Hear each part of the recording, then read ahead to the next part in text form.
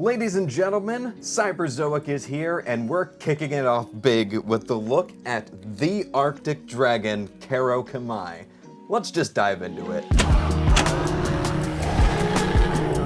Now, it's not out of the ordinary for me to review a non-dinosaur thing on the channel, but it is pretty few and far in between. But this is such a special occasion, and honestly, probably the most excited I've been for a non-dinosaur review on the channel. This is Kuraokami, the Arctic Dragon from Cyberzoic. And this is also the first Creative Beast product I'm reviewing that's not beasts of the Mesozoic or Cenozoic. So the company is evolving, it's very exciting. A big thank you first of all to David Silva for sending this beast out to me, an absolute icon of his.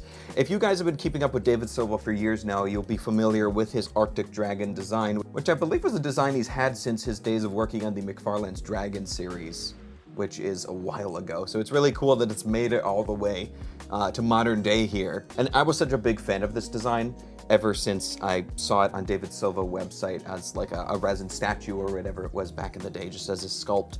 I just thought it was such a brilliantly designed, fantastical creature. And something about it just really captured the essence of Creative Beast Studio for me. This is one of the first things, but besides the red Velociraptor, the original 1/6 scale red Velociraptor, this was the only other thing that ever came to mind as just, this is Creative Beast Studio.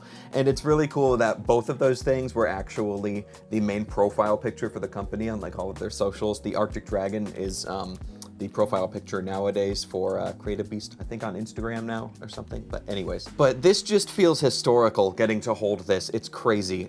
Thank you so much once again, David Silva, for sending this out to me for an early look and an early review. I am just beside myself. This is a work of art. It is gorgeous, it's so cool, but it's also so elegant and beautiful at the same time for a creature design. It's amazing. And one thing, just speaking to the design of this particular animal, one thing I think I really liked about it is when it comes to fantasy, I'm never a big fan of, like, for example, griffins or hippogriffs, those sort of two different animals or three different animals mashed together sort of look. And this creature could sort of give you those vibes as like an initial inspiration perhaps, but it's executed in such a fresh way. And the way all of these different parts of different animals have sort of been brought together into this fantasy alien beast is just so amazing. The stance, the general torso and the limbs feel kind of mammalian to me in a strange way. The head is obviously very avian inspired with that hooked beak on the front.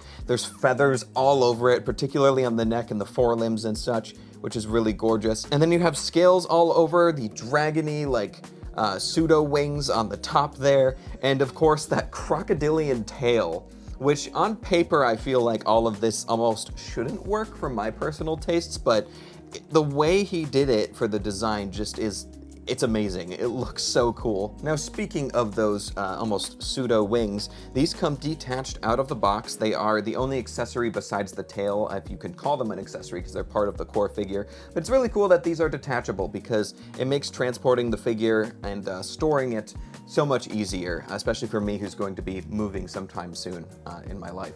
But these parts, if you can see there, are translucent. Yeah, look at that. You can see right through it. It's so cool. So that there's translucent plastic on that, which I believe is a new thing for Creative Beast Studio, and they can really experiment with different sort of materials and looks here for their fantasy beasts, which is awesome. And you even get that translucent plastic on these other little fins above the hips there, which is just awesome. Now, as far as technically accessories go, these come attached on the figure, but you can actually remove the front feathers from the limbs, so there's just scale underneath.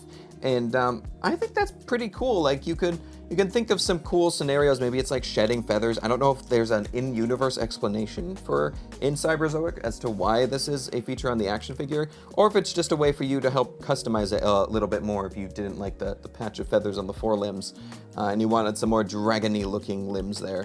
I think it's very cool. I particularly really enjoy the feathering detail on the belly there, that patch of larger feathers going across the stomach and to the base of the tail.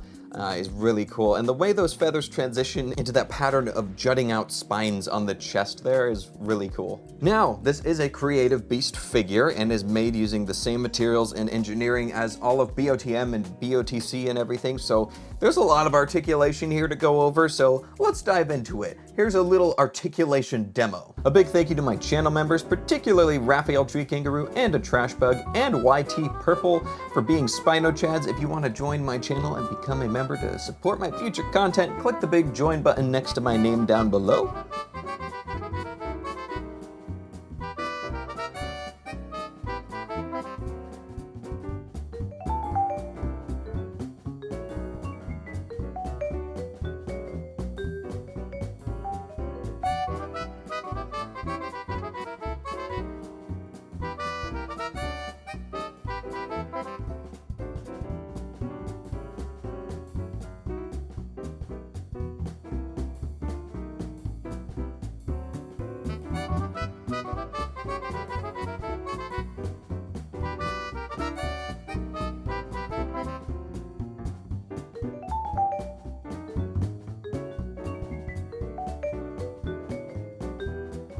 Now the articulation on this one is great. I was honestly surprised with how much range of motion there is in the head on this thing for just how densely packed this thing is. It already has a really thick neck for what it is, but the added feathering detail and everything, you can get some decent side to side. It's not the greatest in the world, but the up and down is what really surprised me with how it's engineered. I really like how that spine on the midsection of the neck goes between those two fins on the lower section of the neck.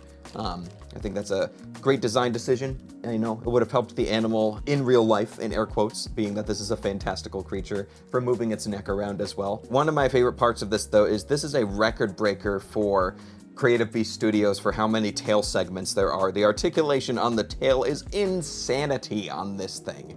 You can move it all the way around however you want. They actually went back and added more joints to it compared to the first prototype for this figure that we saw. So it's really cool that they went that extra step to give that to us. I feel like in some areas the limbs aren't quite as mobile as I'd like them to be, but for just how alien and bold of a design this is, I feel like the range of motion impresses me overall. It's definitely not the best as far as Creative Beast Studios goes, but it's very serviceable and it's more than I expected when just looking at this figure. Now we've gone over detail, we've gone over articulation, but can we talk about that paint job? Now one thing I love about this is, you know, me growing up with Bionicle and such, I love my elemental beasts, my elemental characters and everything. And Kopaka was my first Bionicle, Kopaka Nuva from 2002. So I've always had a real soft spot for the ice element. I love anything icy. But what I love about this is it's the Arctic Dragon. It would have been so easy to like paint this thing white and to put like the translucent parts on it, be like a blue, make it look icy. I still would have loved it if that was the case.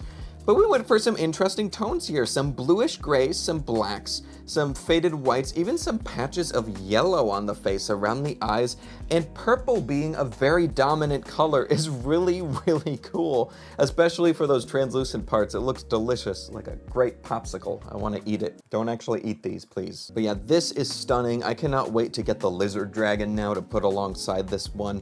I've also grown a massive soft spot for this one since I am on the team that is designing the Zoic card game for Creative Beast Studios, for those of you who didn't know. And Karaokami has obviously been a central point for that, especially the gorgeous artwork from Raul Ramos that's on the box for this one. And speaking of the box, I put footage earlier in the video of unboxing this one. What a gorgeous new box design for Cyberzoic. We can talk about that for a second. The angled corners, the color usage, the graphic design is just chef's kiss. Absolutely awesome. I love that we're just feeling this new fresh take for Creative Beast. But speaking of the Zoic card game, oh, look at this. Thank you, Ross, for sending me this Zoic card binder for Christmas. And inside, I have the first card now, and I typically just show B-roll footage of these cards when I do my reviews and everything, but this is very special to me because I did the initial design layout, like everything you see here for the most part. This is very near and dear to my heart, and this is a really special moment for me. Unboxing this, I felt like I was more excited to see this because this is a crazy cool moment for me, you know, as an artist. Seeing something like this in person attached to a product. But also, this was all refined by Chris Chaotic and Ross Persichetti, so thank you to them for their valuable input and their additions to this. I didn't do absolutely everything on it, but this initial layout was something I came up with. And then on the back you have that gorgeous art from Raul Ramos. That is just, that is stunning, absolutely stunning. But I'm going to treasure this as my first card that I helped design. So in terms of the length from the tip of the snout to the tip of the tail, we are looking at about 21 inches long. And in terms of height from the bottom of the feet to the top of the winglets here, we are looking at about 9.5 inches tall. Dimensions are going to change depending on the pose you put it in, of course. But yeah, guys, this is insanity. This is going to hold such a special place in my collection, especially getting one early from the David Silva himself.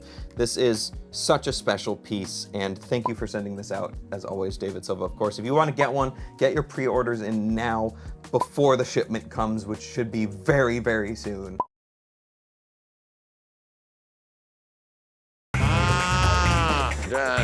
Also, just as a quick note, when you're putting the tail on this one, really heat it up, please. I hurt my hand on these spikes. It's like putting in a large ceratopsian tail with a bunch of tiny spikes just poking your hand. It wasn't the most enjoyable experience. More creative beast stuff coming up on the channel as always, and I also can't wait to get the Zoic card game into your hand. There's a lot of cool stuff happening behind the scenes, so. But that's all for now, guys, so take care and bye-bye, woo-woo! Before you go, I have a personalized message, personalized to you specifically. There are approximately 2 different kinds of people in this world. Those who have subscribed to SpinoDude Reviews and cringe lords. Which one are you?